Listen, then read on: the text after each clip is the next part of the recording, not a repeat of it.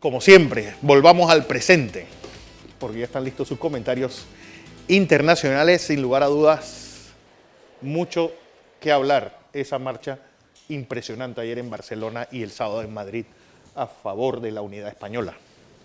Buenos días, Fernando. Buenos días. Buenos días a toda nuestra audiencia.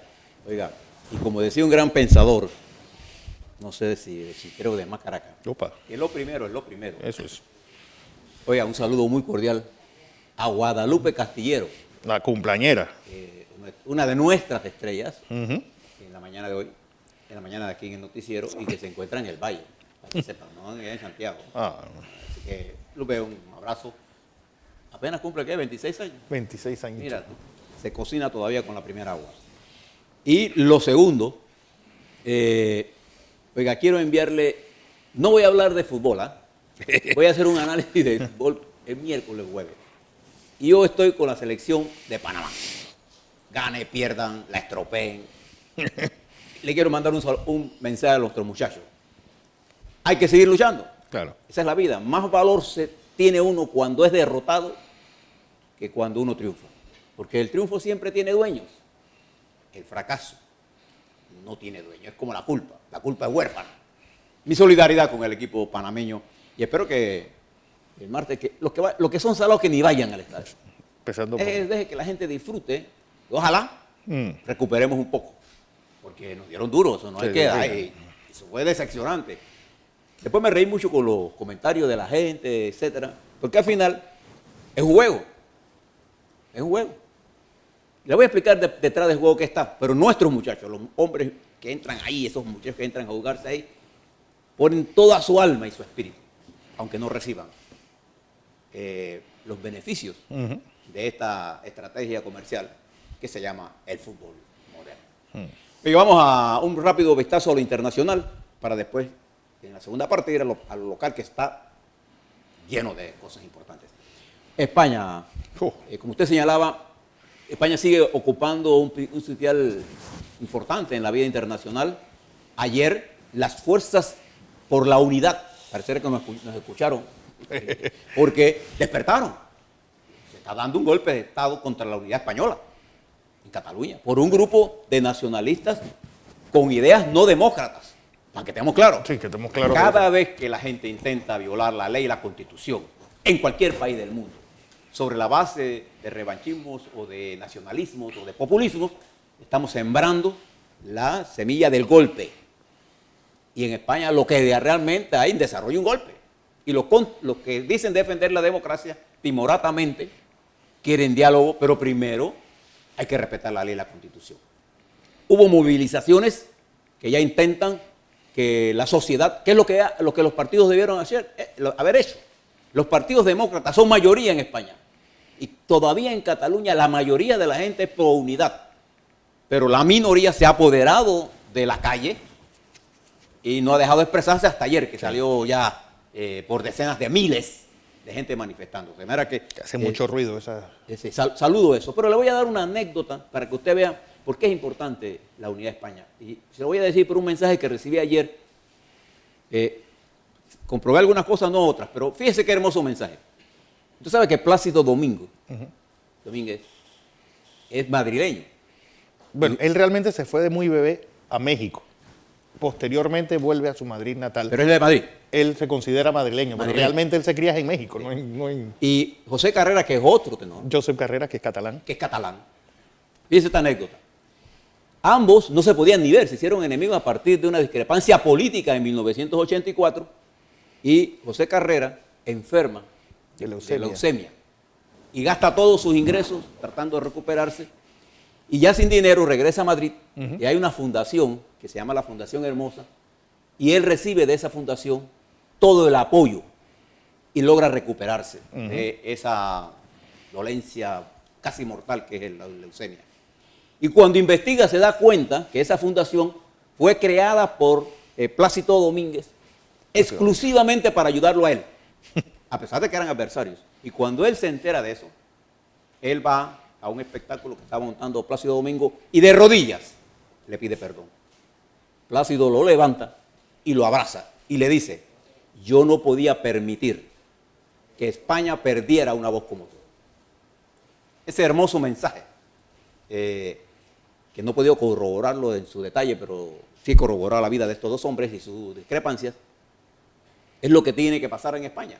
La unidad de la monarquía española, del Reino de España, es fundamental incluso para Cataluña y para Madrid, para el resto de España también. El problema...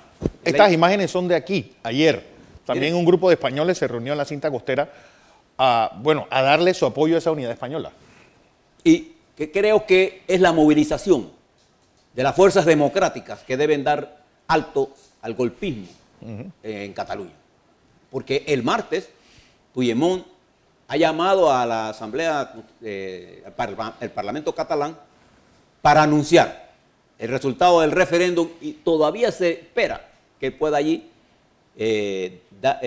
proponer la separación unilateral y antidemocrática de lo que sería la independencia de Cataluña. De manera que esa es una crisis en desarrollo, pero ella está evidenciada, ¿no? Las falencias de la estructura política de España y la mojigatoria, mojigato de presidente que ha dado, incluso de la oposición, el PSOE ha trastabillado frente a esto.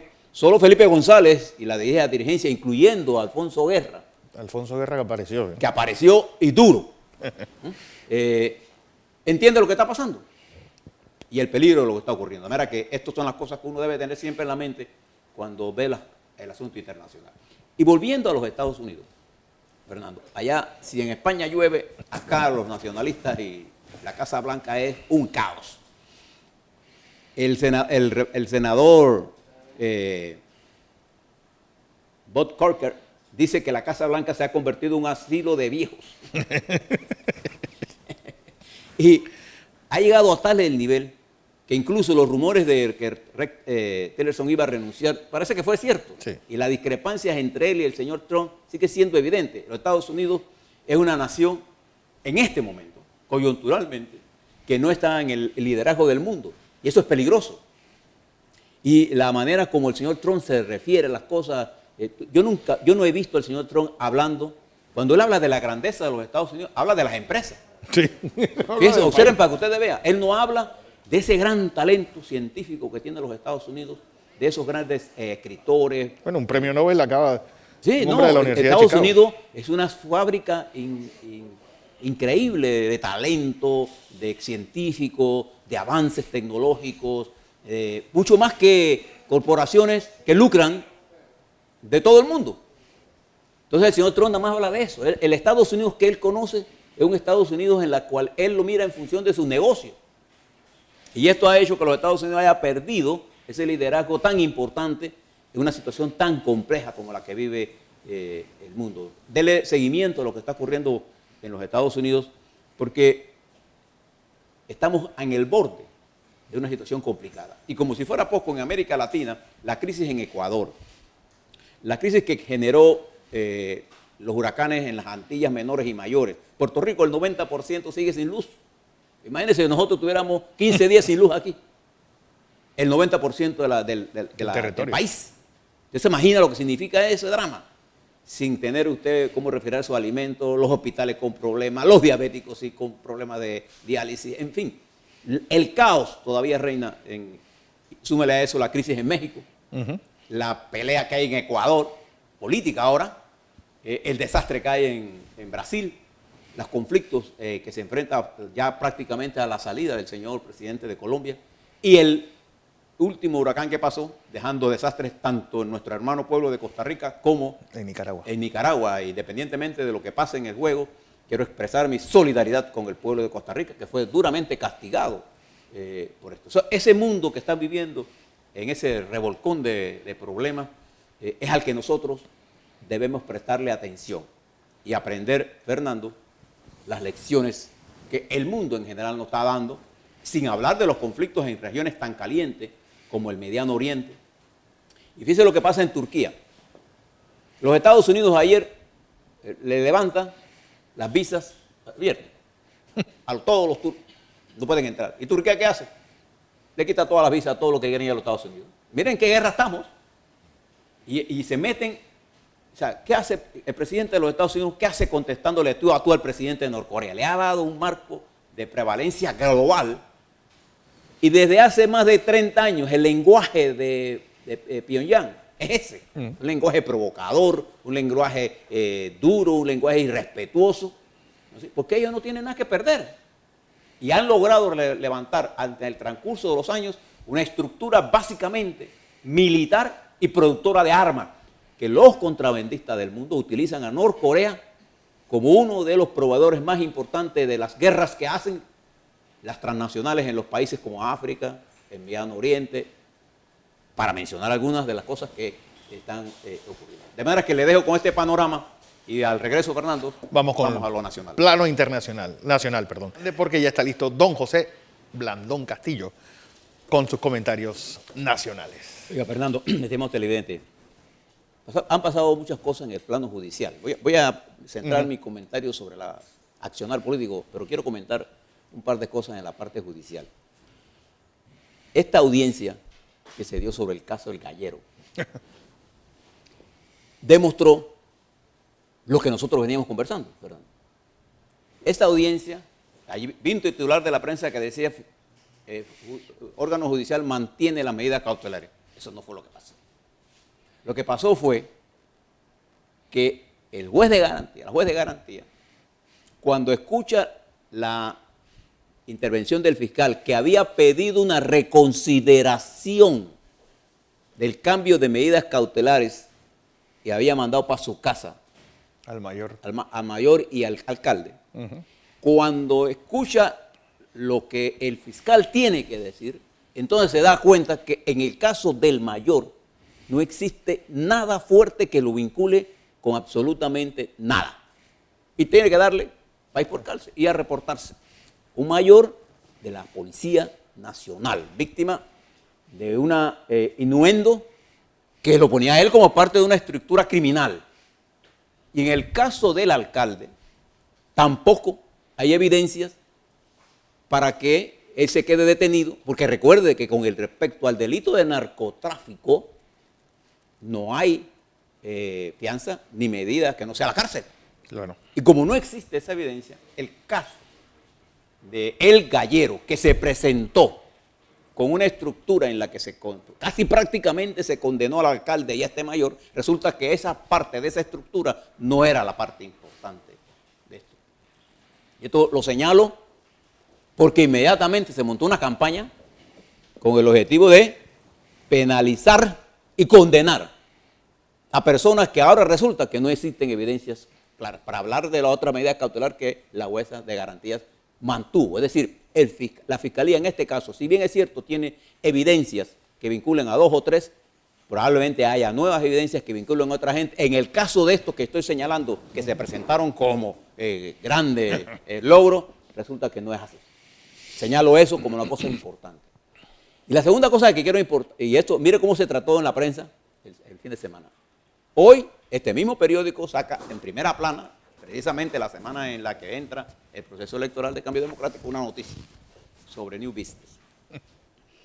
Yo les he señalado, cuando se hizo la primera aparición del Ministerio Público sobre este caso, no existía ni siquiera un audito de la Contraloría como elemento fundamental para restablecer que hubo una acción criminal que producía dinero indebido para entonces catalogar un delito como lavado de dinero, ese dinero indebido. Usted no puede hablar de lavado de dinero si usted no demuestra la procedencia ilegal del dinero al que usted cataloga que se está lavando. Y no existía. Posteriormente, la Contraloría envía un audito que al revisarlo no le encuentra la consistencia de audito forense, pero que incluso es solamente de 7 millones contra 21. Entonces, ¿cómo queda? ¿Quién era el que estaba involucrado en esto? Entonces, hoy sale un cuadro, ¿no?, para intentar dar la impresión de que hay una culpabilidad, cosa que está prohibida por la legislación panameña. Cuando usted le viola los derechos humanos a la gente, usted está cometiendo un crimen peor todavía. Porque usted está condenando a gente sin tener las evidencias Y lo que estoy señalando es lo que está en el expediente. Y la juez sostiene que ya se venció el tiempo. Porque hay gente detenida, ahí hay tiempos. El tiempo es un elemento fundamental. Es tanto así que tanto fiscales, cuando quieren apelar sus casos y los defensores presentan recursos fuera del tiempo, ¿cuál es el argumento sólido de ellos? Es que fue extemporáneo. Sí. Igual, si eso es válido para la defensa de quienes supuestamente hayan cometido un delito, es mucho más cierto para quienes son los operadores de la justicia. El tiempo es un elemento fundamental y es establecido y hay que respetarlo. Ahora aquí lo están dando como un elemento de permitir y desarrollar la corrupción sin ir al fondo del tema. Yo no vi al periódico La Prensa hoy señalando esto que yo estoy diciendo, que son hechos materiales. Señalo esto, porque esto es parte de esta lucha político-jurídica en la que estamos envueltos durante estos días. Y deberán leerse, usted conoce, yo imagino que usted sí lo conoce, a Noam Chomsky. No, Es uno de los grandes pensadores de filólogo los Estados Unidos, y no, aunque es un hombre de izquierda, él no es solamente por sus ideas políticas, que yo lo voy a citar, sino porque él es un hombre de un desarrollo intelectual en la investigación científica, de los más grandes que ha producido los Estados Unidos, igual que el doctor Richard Levin, que hace 1 año y medio murió, era profesor de Harvard. Bueno, ellos representan esa intelectualidad que el señor Trump no se refiere. Él decía que cuando tú no reconoces el derecho de expresión de la gente, incluso a tu enemigo más despreciable, entonces tú no crees en la libertad de expresión.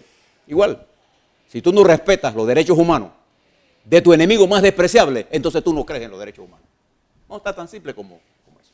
Bien, vamos a la parte política. Fernando, esto es una semana importante desde el punto de vista político para los partidos y voy a detenerme en Cambio Democrático. Cambio Democrático va a un proceso electoral este domingo 15. Le doy algunos datos para ustedes, se informe de qué es lo que va a pasar el domingo. Hay cerca de 342.078 miembros de Cambio Democrático habilitados para votar en 1.079 centros de votación a lo largo del país. Es una votación importante. ¿Qué se va a votar allí? Ahí se van a escoger 2.387 convencionales que van a formar la estructura superior de mando del Congreso, que es la autoridad máxima de un partido político después de consultar por vía elecciones a las bases del partido. Pero el Congreso está formado por estos convencionales. Se va a escoger también las juntas directivas de corregimiento allí donde el Partido Cambio Democrático tenga vida activa políticamente, y son 668 candidatos puestos que se van a ir a elección. Y se va a escoger al secretario de la Juventud, en la cual haya habilitados, son personas entre 18 y 35 aptos para votar, 102.000 personas aproximadamente, entre 3 candidatos: Maular Miller, Acosta y Asira Valdés. Son los 3 candidatos para la juventud de este partido, y la Secretaría de la Mujer se la van a disputar 4 candidatas. Candice Williams, aquí votan 172.000. La mitad del partido, más de la mitad. Más de la mitad del partido son mujeres. Mire lo importante de esto: Mariela Jiménez, Ana Gisela Rosas de Vallarino, creo que es ella, ¿no? Y Ana Gallardo. Son las 4 mujeres que se disputan la Secretaría de la Mujer en Cambio Democrático. ¿Cuál es la importancia de esta elección? Esta es una elección, usted la tiene que medir de la siguiente forma, para que tenga parámetros. En consultas internas para escoger este tipo de delegados, cuando se vota entre el 20 y el 30%, la elección es buena. Cuando se vota más del 30%, la elección es excelente. Excelente. De manera que miremos eso y miremos cómo se recompone la fuerza de los convencionales, que es la que va al final a escoger la nueva junta directiva y los colectivos de dirección de Cambio Democrático. Hay varias fuerzas, como todos los partidos, en contienda, ¿no? Los candidatos que tienen aspiraciones presidenciales están moviendo toda su estructura para tener un nivel de influencia dentro del Congreso. Eso es parte de la vida política partidaria, eso no tiene nada de malo. Lo malo es que al final de la jornada no cierren filas, y Cambio Democrático juega su primera carta con estas elecciones de cara a las elecciones del año 2019. Vamos a darle un seguimiento, Fernando, y cobertura a todo lo que pase. Y el domingo tendrán ustedes una edición especial para conocer lo que ocurre en este proceso electoral, en donde todas las fuerzas de cambio democrático tendrán que unirse para propiciar la votación. Claro. Y ya se verá cuál es la nueva correlación de fuerzas que surja a que surja a lo interno de este colectivo. De manera que esta semana es una semana en la que Cambio Democrático prácticamente lleva la batuta de la parte política. El siguiente elemento de esto esta semana se espera que el Tribunal Electoral produzca oficialmente el documento sobre el cual se tendrá la reglamentación del proceso electoral 2019. Yo tengo un borrador, pero voy a esperar que ellos presenten esto. ¿Por qué? Porque quiero determinar dentro de esas decisiones cuáles de esas son reglamentaciones que realmente pretenden ser legislaciones. Porque la ley electoral, vuelvo y le señalo, deja muchos huecos que el Tribunal Electoral va a intentar, y voy a creer que de buena fe, pero en los procesos electorales en los que se compite por el poder, no podemos depender de la buena fe. Exacto. Tenemos que tener realidades concretas y cerrar portillos que lo que nos lleve es a la demanda permanente y a la anulación de la credibilidad del sistema. Entonces, se debe producir esta semana. Por su parte, el Partido Revolucionario Democrático, en una reunión del Comité Ejecutivo Nacional y de los CDNs, decidió que en su próximo congreso, que hará en enero del año 18. Bueno, primero tiene uno extraordinario ahora a fin de este mes, 29 de octubre. Sí, por eso, perdón, sí. Es ahora, en ese congreso, se llevará la propuesta de mantener todos los puestos a primarias por elección. Esto es un problema serio en los partidos porque impide colocar cuadros de mayor capacidad profesional, claro, políticamente hablando. Y ha permitido siempre que el caudillismo local se enraice e impide el ascenso de otras fuerzas políticas. Hay gente que todavía cree en eso. Yo pienso que las primarias para todos los partidos lo que ha es limitado la capacidad. Nosotros necesitamos una reforma constitucional para que los partidos tengan la capacidad por lista de poner sus principales cuadros por el número de votos presidenciales que saquen, de manera que podamos producir sí, como el del Parlacén, que sea una exactamente, lista. Que sea una lista en la que usted ponga sus principales cuadros y que el que quiera hacer ahí tiene que destacarse en la vida partidaria. Esa es la idea, poner talento con visión estratégica. Bueno, el PRD tiene ese congreso que también se va a activar. Me miras al congreso de enero del 2018, es decir, estamos en el proceso, fíjese, electoral. Pero además el Partido Panameñista sigue movilizándose en términos de las candidaturas presidenciales con las altas y bajas que eso tiene, de manera que los tres principales partidos están moviéndose y estamos en medio de un proceso político judicial. Y esto es lo que hace compleja la situación. Y aquí ahora voy a ver qué partido, qué dirigente tiene la capacidad de comunicarse con el elector. Porque la mayoría de nuestros dirigentes están hablando para sus enemigos y no le están hablando al elector, Fernando. O sea, un lenguaje agresivo. Los panameños estamos aquí en el planeta Tierra, en el territorio nacional, y los políticos están en Venus, en Marte, hablando de peleas que a nosotros nos puede interesar, pero ya no es cosa que a nosotros nos quita el sueño ver las acusaciones entre partidos, ni en lo interno de los partidos, ni entre los partidos. Eso no es lo que a nosotros nos preocupa en realidad. Entonces vamos a ver durante todo este proceso entre los partidos grandes y los partidos pequeños y los independientes que se mueven utilizando los mismos métodos políticos que critican y proponiendo cero nada con respecto a qué es el país que empezamos a construir en el marco de la situación global que vive el mundo y de los problemas muy particulares que vive la nación panameña. De manera que nosotros le vamos a dar, Fernando, cobertura a todos estos problemas políticos a lo largo de la semana y desearle, finalmente, a los muchachos de nosotros que se recuperen de esa vergonzosa derrota, porque ninguna derrota vale, sobre todo cuando somos fanáticos, y que puedan darnos un gran espectáculo de lucha, de un país pequeño, pero con un corazón gigante. De manera que mi solidaridad, nuevamente se lo reitero, a los muchachos que van al campo. Así es. Comentarios del ingeniero José Blandón Castillo.